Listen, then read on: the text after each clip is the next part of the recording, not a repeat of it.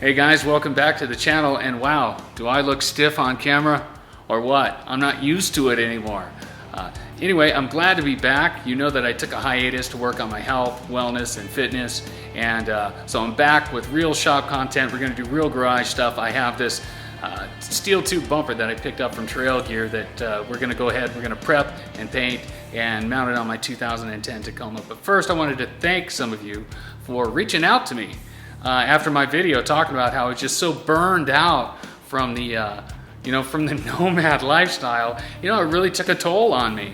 Let's see, there was Danny, Nigel, Ben. You guys all reached out to me through Raina's Instagram. By the way, I'm on Instagram now, at Old Viking Guy. Some of you found me there, all right? Again, that's at Old Viking Guy. But anyway, I appreciate the messages and the encouragement as I got back onto the fitness and wellness wagon, and so I'm back, I'm better, I'm stronger, I'm healthy, and so I'm ready to start making videos, and I guess we'll just start right now. All right, let me start by showing you the Tacoma. As you can see, I still have the OEM bumper on it, and if you think it looks good for its age, even though it's kind of dirty right now, that's because I've hit deer with it in the past, and I've had to remove the entire bumper cover. Everything was destroyed. That's all kind of second generation stuff. I love the way it looks, but we did just upgrade the suspension, and that lifted the truck significantly, and the springs are rated for the armor that I want to add to it, including the heavier steel bumper and the weight of a winch. So enter the Trail Gear bumper, and that's what we're going to do.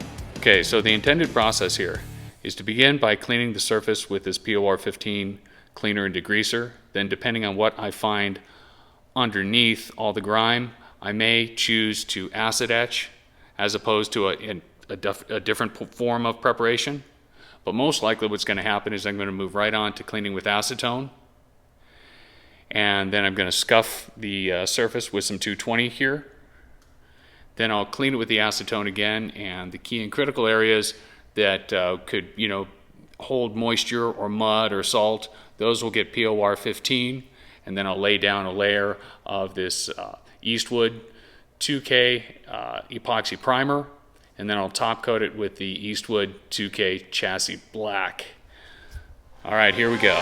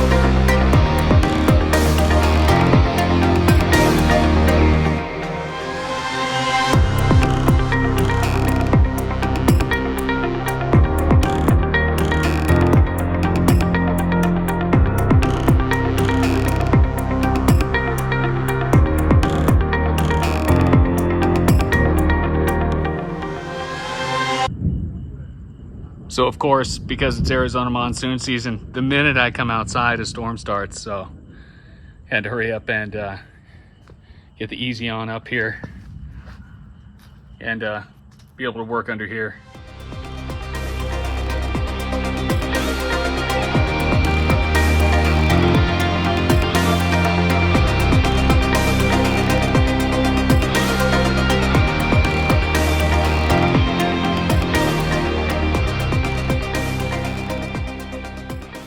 Right, I'm back inside, and a couple of things to note. First is, this looks a heck of a lot better than I expected. I thought I was going to have a lot more oxidation or rust to deal with, but it looks really clean, so I don't think I need to neutralize it with phosphoric acid or anything like that. I think what I can do is just go ahead and take my cloths here and my spray bottle and wipe it down and get a little cleaner for the next step. Also, I went ahead and I turned my air conditioner down a little bit because it's just so humid out and warm. I need the dehumidification, and I need to be at the proper temperature to paint. All right, so the name of the game here is to use these white rags and clean this, and then take a look at the rag, and I can see the grime that I got off of there. And I'm just going to keep doing this until there's no more grime showing up on the cloth, and that's how I know I'm nice and clean. See, I keep getting it. It'll take several passes.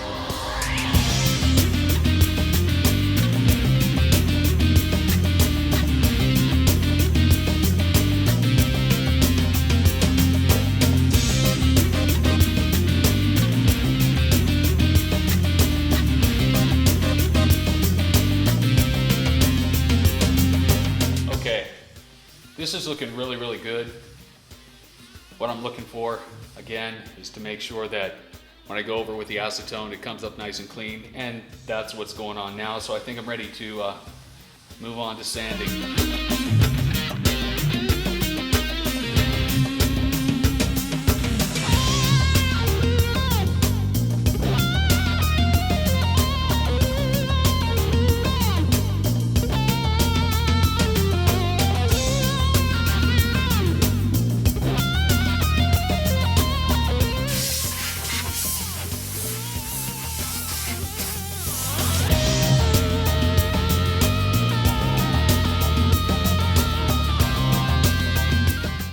Okay, now that I have it all sanded, I've blown it off with the compressed air.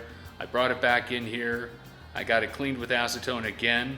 And as you can see, I've got it hanging from the shop crane, and I've got some boards underneath it. And between these two, I should be able to just either just hang it there or move it around into any position that I need in order to be able to POR 15, prime, and paint the whole thing all in one fell swoop.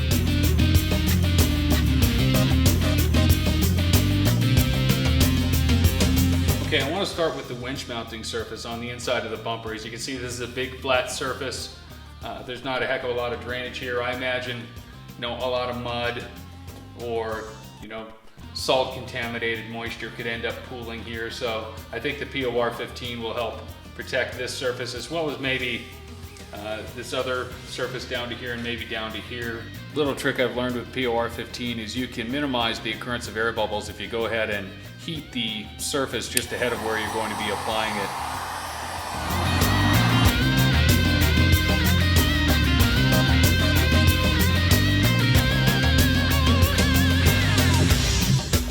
Okay, it's the next day. It's been more than 12 hours, so we'll step into the messy shop here and have a look at how things cured out. Obviously, this is going to be cured out completely. And of course, if you've used this before, you know how incredibly, shiny and mirror finish, super hard this is. Still some fumes in here. You can see I got a pretty good finish. And but fortunately, this is just the inside of the bumper that's never going to show, so I didn't have to fuss too much. But just to show you how incredibly hard this stuff is, I mean, you can dig into it with your fingernail. It doesn't. I mean, it's a really hard coating. So I could probably just leave this like this and then paint the rest of the bumper, as planned. The visible part of the bumper, I'll just come back around here. I could probably just paint the rest of this, with the epoxy primer and the 2K.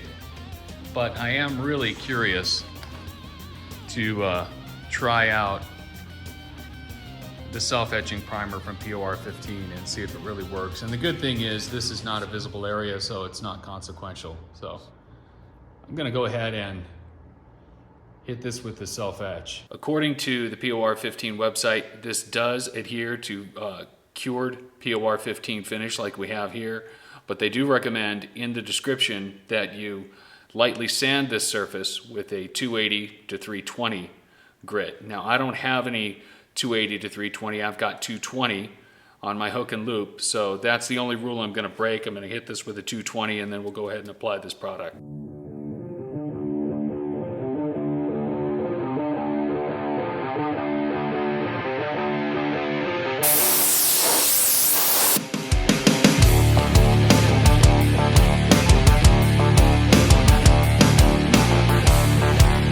All right, that went on really nicely. Came out of the can very evenly, easy to apply. And the only imperfections that I can really see here are, little flaws that I knowingly overlooked because it's not a cosmetically important area. Again, it's the inside of the winch mount kind of bucket area. So the idea now is that I should be able to just hang the bumper from the shop crane and paint the entire thing with my Eastwood products in its entirety, all in one fell swoop, with the added peace of mind of knowing that I've got this layer of POR 15 under here to protect the winch mount surface.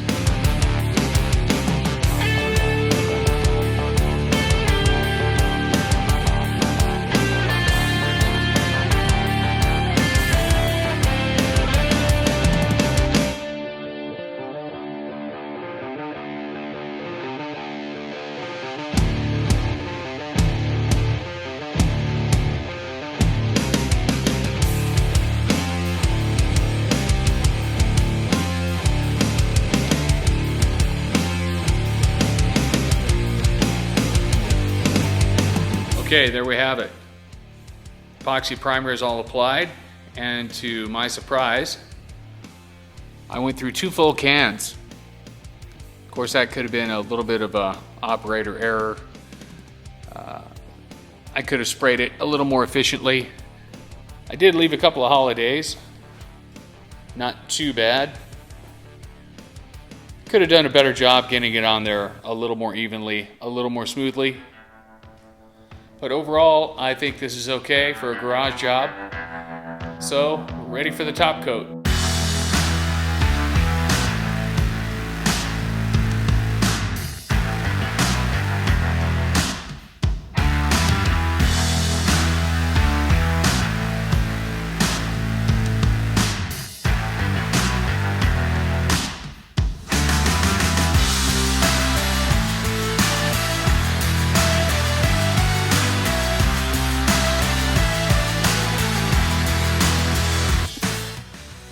So there we have it, 2 coats of the Eastwood 2K chassis black.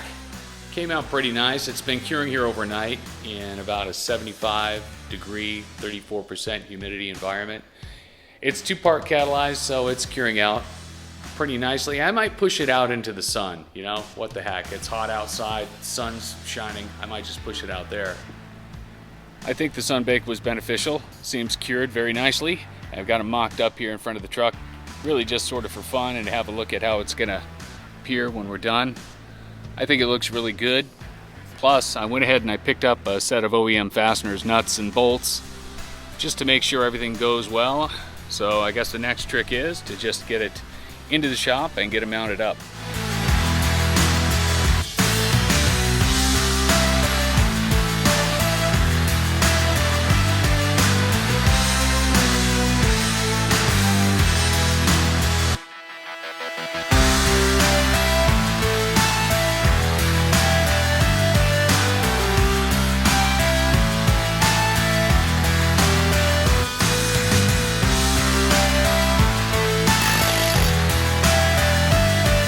Alright, with the OEM bumper removed, this frame looks pretty good under here.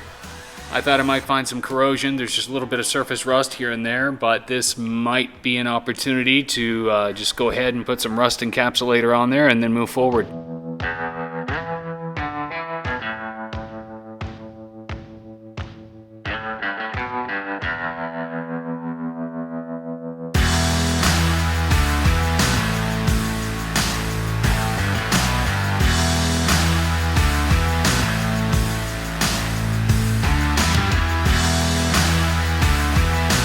Okay, so what you just watched was me discovering that the trail gear bumper does not fit onto the factory mounts.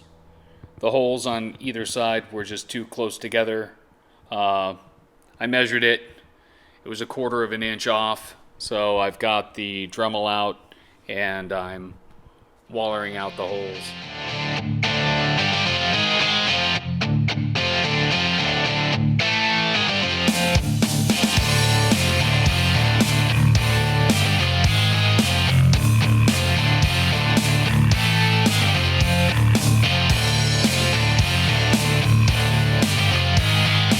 Okay, a little grinding and I was able to get it to mount on there. It's just sitting there finger tight because right now I have to check out this winch and see if I'm going to have clearance to get it in over the top. Obviously, this support comes off. The center support will still be here and there'll be an obstruction, but I'm thinking I might be able to just fit it in this way. If not, I'll pull the bumper back off, mount the winch, and put it back on. So after removing this cross brace, I measured the distance from the mounting plate up to this cross brace, which has to remain. I can't cut this out. I need to have this cross brace here when I put it back together. And it turns out that this distance here is only 9.5 inches, and the winch is closer to 10.5. So this particular winch is going to be too tall for this truck, which is not a big deal. I didn't buy the winch for this truck, so I'm just going to go ahead and put it together like it is.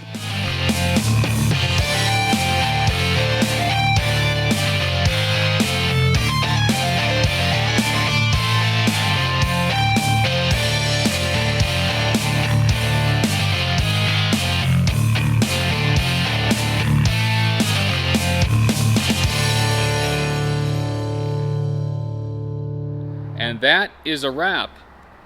All prepped, painted, got POR 15 undercoating on the winch mount plate. I wish the fitting had gone a little bit better. I wish I didn't have to grind on it, but this is one of the cheaper, more entry-level steel bumper options, and this is my 2010 Tacoma, kind of an older truck, and this is my workhorse, you know. So overall, I'm happy. I wish we had been able to use the winch. I bought that for a different truck project, but it would have been nice to use it here. I think it'll end up working on the LX450. So overall, I'm happy with this. I think for now, what I'm going to do is take it in because of the new suspension and the weight on the front, get it aligned, and then I'm going to come back here. We're going to load up with all of our LX450 frame down suspension parts, and we're going to head back to Colorado from Tucson and see if we can wrap up the frame down portion of our LX450 project. Anyway, thanks for hanging out, guys. Hope you enjoyed the video, and I'll talk to you soon.